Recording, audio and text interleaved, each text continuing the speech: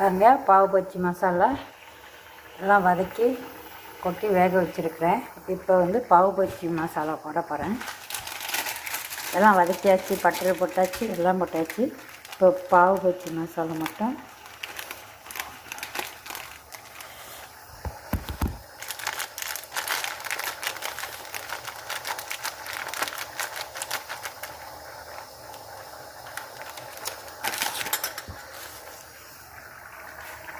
ஒரு கரண்டி போடுறேங்க. பாவு பஜ்ஜி மசாலா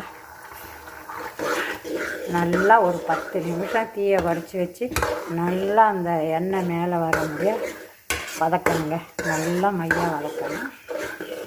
பாவு பஜ்ஜி மசாலா ரெடி. ஒரு 10 நிமிஷம் தீயை குறைச்சி வதக்கணும். கடைசியில் மல்லித்தழை போட்டு இறக்க வேண்டியதான். இப்போங்க இந்த பாவு பஜ்ஜி ப்ரெட்டு பாவு பஜ்ஜி மசாலா செஞ்சு இந்த ப்ரெட்டை 2ஆக கட் பண்ணி பட்டரில் நல்லா ரோஸ்ட் பண்ணிவிட்டு அப்படியே உள்ளே எடுத்து வச்சு சாப்பிடணும். 2ஆக கட் பண்ணி உள்ளே அள்ளி வைக்கணும். பாவு பஜ்ஜி மசாலாவை இது சாப்பிட்ணும், இல்லை தொட்டு வேணாலும் சாப்பிடலாம்.